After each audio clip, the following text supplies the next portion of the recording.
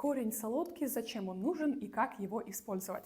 Этот продукт мне знаком с самого-самого детства. Когда я была болеющим ребенком, который все время чихал и кашлял, мама делала мне чай именно из солодки, потому что она обладает муколитическим отхаркивающим действием. Когда кашель нужно разжижить, вывести мокроту, то, во-первых, мы пьем достаточное количество теплой воды, это обязательно. Если вы воды вообще не пьете, то вам будет нечем это дело отхаркать, и вам никакая солодка не поможет.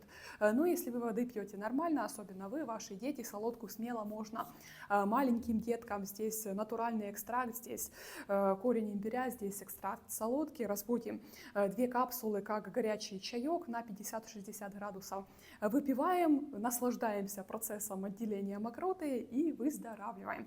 А для чего еще можно? Конечно, это как лимфоочистка. Это великолепный продукт для лимфатической системы. Если вы хотите пройти такую программу, спросите у своего консультанта в комбинации с Лимфлоу, с Бурдок Рут, с люцерной или келпом. Вы можете подбирать под себя программу, можете ее делать более глубокой, из большого количества продуктов можете более мягкой. Тут консультант вам поможет. И солодка прекрасно помогает запустить лимфатическую систему. Когда вы утром встали, тоже ее в горячем виде выпили, пошли, позанимались, вам очень важно вспотеть, потому что когда выделяется пот, либо вы идете в баню, в сауну, то лимфатическая система работает лучше, и этот продукт будет вам помогать. Дальше ее можно при язвенных, можно и нужно, при язвенных поражениях, она великолепно работает как такой обволакивающий компонент, тоже можно включать в свои программы.